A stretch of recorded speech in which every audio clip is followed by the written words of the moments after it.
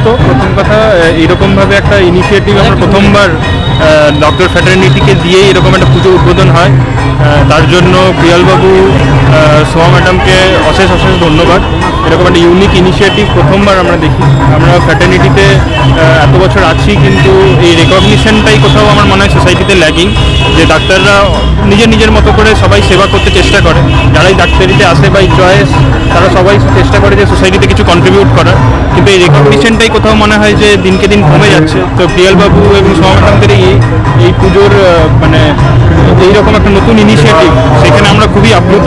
আমরা চেষ্টা করব যেন আমাদের প্রতি যে এক্সপেকটেশনস আছে যে মানুষের সেবা করার, সেই এক্সপেকটেশনসে আমরা দাঁড়িয়ে থাকতে পারি, এবং পুজো সবার খুব ভালো কাটুক, সুস্থ থাকুক, এইটাই আমরা সবার থেকে কামনা। আমার ডক্টর পৃথ্বী সরকার, আমি মেডিকেল কলেজের অ্যাকচুয়ালি সরস্বতী পুজোর উপলক্ষে আজকে যে উদ্বোধন হলো, উদ্বোধনে অনেক জায়গায় আমরা দেখি যে পলিটিশিয়ান বা সেলিব্রিটি এরকম আছে, ওদের থাকাও খুব দরকার আছে, কিন্তু সোসাইটিতে এটা খুব বড় একটা পিলার যেটা আছে ওটা ডাক্তার ফ্র্যাটার্নিটি। আজকে ডাক্তার ফ্র্যাটার্নিটি মানে কি, যাদের উপরে মানে এই সরস্বতী মার আশীর্বাদ আছে, ওদেরকে ডেকে এত সম্মান দেওয়া, এটা অদ্ভুত, এটা খুব ভালো লাগলো আজকে।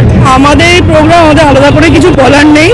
প্রতিবারই কেউ না কেউ নতুনত্ব কিছু থাকে, যেমন আগের বার ছিল হাই কমান্ডের সব কিছু ছিল, কিন্তু তার আগে নেতা মন্ত্রীরা তো আসেই, সেলিব্রিটিরা তো আসেই, কিন্তু এবছর আমাদের মন থেকে পিয়ালদারই মেনলি মস্তিষ্ক প্রসূত যে কেননা ডাক্তার সমাজটাকে এগিয়ে নিয়ে আসা হোক, কারণ তাদের জন্যই আজকে আমরা সুস্থভাবে জীবনযাপন করতে পারছি।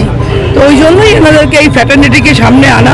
এবার একটা চমক দেখালাম ডাক্তারদের দিয়ে উদ্বোধন, আর আরেকটা চমক দেখাবো আর 10 মিনিটের মধ্যে। আমাদের এখানে লেখা আছে 60 থেকে 25, অনেকে ভাবছে 60 থেকে কি, 1960 সাল থেকে 2025 সাল অবধি ভারতবর্ষের বুকে প্রচুর গান হয়েছে, প্রচুর শিল্পী এসছে, মোহাম্মদ রফি, মুকেশ, কিশোর কুমার, লতা মঙ্গেশকর, আশা ভোসলে, উদিত নারায়ণ, কুমার শানু, কার্নেল অরিজিৎ সিং, এই তাদের একটা গল্প হবে এখানে। আমি আকাশ আটের সাথে একটা যৌথ কোলাবোরেশনে করছি। এখানে মৌমিতা দাস বলে মেয়ে আসবে, ভদ্রমহিলা, ও অ্যাঙ্কার করবে, গল্প বলবে। গল্প বলতে বলতে হেমন্ত মুখোপাধ্যায়ের গান হবে, হঠাৎ ইয়াম্মা হবে, আবার কোনো সময় দুনিয়াকে রাখওয়ালে হবে। আমাদের সব কিছুতেই সবসময় এত সিরিয়াসনেস নিয়ে আমরা চলি না। যখন রাজনীতি করে তৃণমূল ঝান্ডা, তখন মমতা ব্যানার্জি জিন্দাবাদ, বাংলা জিন্দাবাদ, জয় বাংলা।